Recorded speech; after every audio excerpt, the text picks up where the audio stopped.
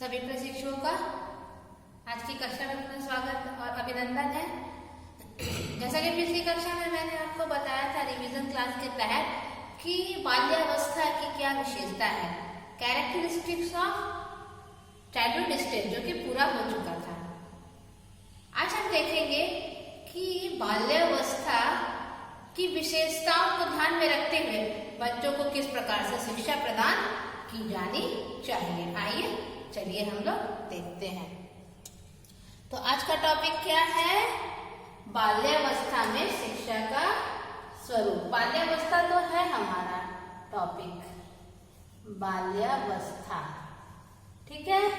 इसके तहत हम लोग देखेंगे शिक्षा का स्वरूप, nature of education in childhood stage, शिक्षा का स्वरूप, ठीक है। और इसके तहत हम देखेंगे कि बच्चे को किस प्रकार शिक्षा देनी चाहिए इस अवस्था में। तो सबसे पहला है कि बच्चे को क्या करना चाहिए? भाषा का ज्ञान देना चाहिए। बच्चे को क्या? भाषा का ज्ञान, भाषा का ज्ञान बच्चों को देना चाहिए, भाषा का ज्ञान देना चाहिए, ठीक है। तो कहने का तात्पर्य क्या हुआ कि भाषा का ज्ञान इस अवस्था में बच्चे क्या करें? सीखते हैं, बेहतर सीखते हैं। तो इन्हें विभिन्न भाषाओं का ज्ञान प्रारंभ से ही अगर दिया जाएगा तो उनके भावी भविष्य के लिए बहुत ही बेहतर होगा। उन्हें मातृभाषा का ज्ञान भी और अच्छा बेहतर दीजिए, क्षेत्रीय भाषा का ज्ञान दीजिए, अंग्रेजी भाषा का ज्ञान दीजिए। अर्थात कहने का तात्पर्य है कि अधिक से अधिक भाषा का ज्ञान यदि हम बच्चों को प्रारंभ से ही देंगे तो क्या होगा? उनके व्यवहारिक जीवन में वो बहुत ही उपयोगी होगा और उनके विकास का राह क्या हो जाएगा? बहुत ही आसान हो जाएगा। तो इस अवस्था में शिक्षक को किस प्रकार की शिक्षा देना चाहिए?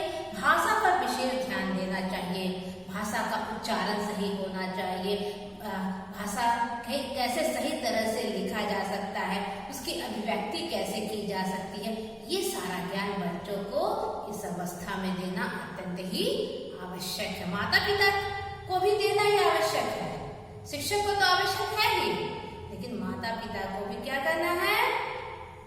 इसका ध्यान रखना है, ठीक है। चलिए अब हम दूसरी शिक्षा के स्वरूप को देखते हैं कि और क्या किस प्रकार की शिक्षा बच्चे को इसमें दी जानी चाहिए, ठीक है। अब क्या करना है? उपयुक्त विषयों का चुनाव। उपयुक्त विषयों का चुनाव कहने का तात्पर्य क्या है? उपयुक्त विषयों, कहने का तात्पर्य क्या है? उपयुक्त विषयों का चुनाव, ठीक है। तो कहने का तात्पर्य ये है कि इस अवस्था में बच्चे के भावी भविष्य को ध्यान में रखते हुए विषयों का चुनाव करके उन्हें ज्ञान प्रदान किया जाना चाहिए जो आगे भविष्य के लिए उपयोगी हो। चाहे जैसे गणित का ज्ञान उनके भावी भविष्य के लिए उपयोगी होगा, विज्ञान का ज्ञान भी उनके लिए उपयोगी होगा, सामाजिक विज्ञान का ज्ञान भी उनके लिए उपयोगी होगा, नैतिक शिक्षा का ज्ञान, ठीक है, और विभिन्न क्रियात्मक विषयों का ज्ञान भी बच्चों को इस अवस्था में देना चाहिए। तो कहने का तात्पर्य ये है कि ऐसे ऐसे विषय का ज्ञान बच्चों को देना है जो उनके भावी भविष्य के लिए उपयोगी है, ठीक है। मेरे कहने का तात्पर्य यह भी है कि इस अवस्था में बच्चों को इस तरह से शिक्षित किया जाए जो आगे उनके भविष्य को उज्जवल बनाने में सहायक हो, ठीक है। चलिए और देख लेते हैं और किस तरह से शिक्षा प्रदान की जानी चाहिए इस अवस्था के बच्चे को। रोचक विषय सामग्री होने चाहिए, इंटरेस्टिंग कंटेंट होने चाहिए, रोचक विषय सामग्री, ठीक है। रोचक विषय सामग्री कहने का तात्पर्य ये है कि जो भी विषय हो, ठीक है, चाहे वो गणित हो, साइंस हो, सामाजिक विज्ञान हो, सब क्या हो, उसमें जो कुछ भी विषय सामग्री दिया गया हो, जो भी मैटर दिया गया हो, बहुत ही रोचक हो। अर्थात चित्र हो, उसपे जो कहानी के माध्यम से बताया गया हो, कविता के माध्यम से बताया गया हो, गीत के माध्यम से बताया गया हो, कुछ एक्टिविटी भी उसमें रहे, तो इससे क्या होगा, बच्चे बहुत ही रुचि लेकर के पढ़ेंगे। तो कहने का तात्पर्य है कि जो भी विषय सामग्री है उसको बहुत रोचक तरीके से प्रस्तुत करना है शिक्षक को, तभी बच्चे रुचि लेंगे, क्योंकि इस अवस्था के बच्चों का मन बहुत ही चंचल होता है। ठीक है, चलिए और देख लेते हैं किस तरह से बच्चों को शिक्षित करना चाहिए इस अवस्था में। जिज्ञासा की संतुष्टि, ठीक है, क्या करना है, जिज्ञासा की संतुष्टि भी हमें करनी है। ठीक है, हमें मीन्स टीचर को जिज्ञासा की संतुष्टि। बच्चे जो भी सवाल पूछे उनका सही जवाब देना है।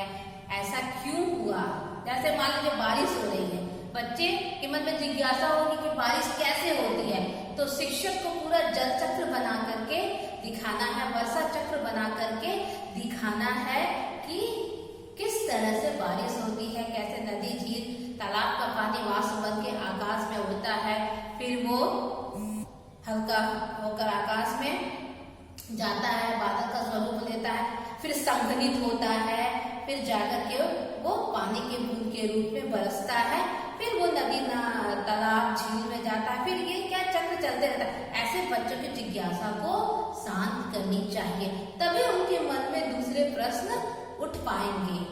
तो टीचर को क्या करना है, माता पिता को क्या करना है, बच्चे की जिज्ञासा को शांत करना है। जो भी वो सवाल पूछे उसे प्रयास करना है कि उनका उत्तर दे और सही उत्तर देके उनकी जिज्ञासा को शांत करें। ठीक है, उन्हें जिज्ञासु बनाए रखे, कहने का तात्पर्य ये हुआ।